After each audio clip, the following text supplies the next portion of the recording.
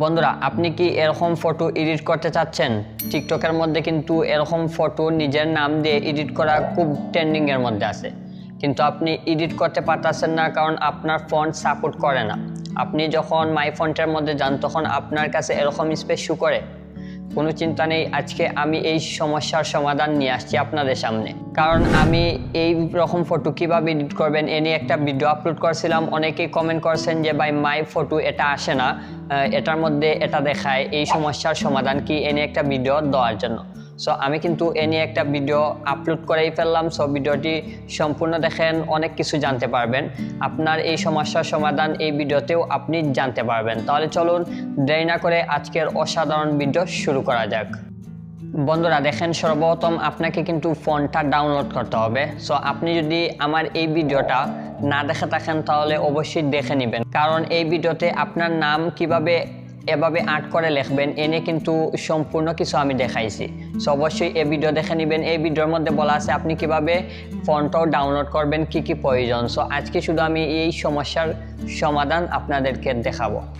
বন্ধুরা আমি স্ক্রিনের মধ্যে চলে আসলাম, আসার পর Pixlelab অ্যাপ্লিকেশনের মধ্যে আমি চলে গেলাম। Pixlelab ওপেন হওয়ার পর আপনি এরকম কাজ অলরেডি করে নেবেন। সো এগুলা কিভাবে করবেন এ নিয়ে তো আমি ভিডিও আপলোড করছি, এগুলার দেখাচ্ছি না। সমস্যার সমাধানটা কি সেটাই বলবো। সো আমি নাম লিখে দিলাম, এখন আমরা ফন্ট চেঞ্জ করব। সো ফন্ট চেঞ্জ করার জন্য আমরা কিন্তু ফন্টে চলে আসলাম। আসার পর এখানে আমরা মাই ফন্টের মধ্যে চলে আসলাম। আসার পর এখানেই হলো আমাদের সমস্যা। আমরা যে ফন্টটি ডাউনলোড করেছি এই ফন্টটা কিন্তু এখানের মধ্যে শো করে না। এখন আমরা এই ফন্টটা কোথায় পাবো সেটাই প্রবলেম। নিচে অনেক কিছু লেখা দেখায়। সো এই কাজটি করার জন্য কিন্তু সর্বপ্রথম আপনাকে উপরে দেখেন টি প্লাস একটি আইকন রয়েছে, সেই আইকনের মধ্যে আপনি ক্লিক করে দিবেন। ক্লিক করার পর আপনার কাছে এরকম স্পেস শো করবে, টি ডট আইকনে চলে আসবেন। এখানে ডাউনলোড আইকনের মধ্যে আপনি ক্লিক করে দিবেন। ক্লিক করার পর এখানে দেখেন আপনি যে ফন্টটা ডাউনলোড করবেন এটা কিন্তু এখানের মধ্যে চলে আসবে। এখানে দেখেন উরবিন জঙ্গল ফন্ট, এটা কিন্তু এখানের মধ্যে চলে আসছে। আবার নিচে দেখেন অনেক সময় যে আপনার ফোনে সাপোর্টও না করতে পারে। দেখেন আমি কিন্তু ফার্স্টে যে ফোনটি ডাউনলোড করেছিলাম এটা সাপোর্ট করে নাই, এজন্য এখানে দেখেন একটি আইকন দেখাচ্ছে। সো যেটা সাপোর্ট করবে এভাবে দেখাবে, আর যখন আপনার ফোনে সাপোর্ট করবে তখন এরকম স্পেস শো করবে। আপনি জাস্ট আইকন এই লিঙ্কের মধ্যে ক্লিক করে দিবেন। এটার মধ্যে ক্লিক করে দিলে আপনার ফোনটা কিন্তু এখানের মধ্যে চলে আসবে, ঠিক আমার মতো। বুঝতে পারছেন?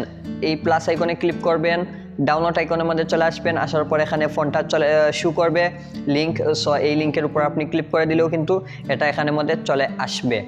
আর হ্যাঁ, যাদের এটা করার পর আসবে না তারা আবার অ্যাপ্লিকেশনটাকে আনইনস্টল করে আবার ডাউনলোড করে এভাবে কাজ করবেন, তাহলে কিন্তু হবে। তারপর আসার পর আপনি সিলেক্ট করে দিলাম, ওকেতে ক্লিক করে দিলাম। আমার দেখেন এই কাজটি অলরেডি হয়ে গেছে। সো বন্ধুরা আশা করি বুঝতে পারছেন এই সমস্যার কীভাবে সমাধান করবেন।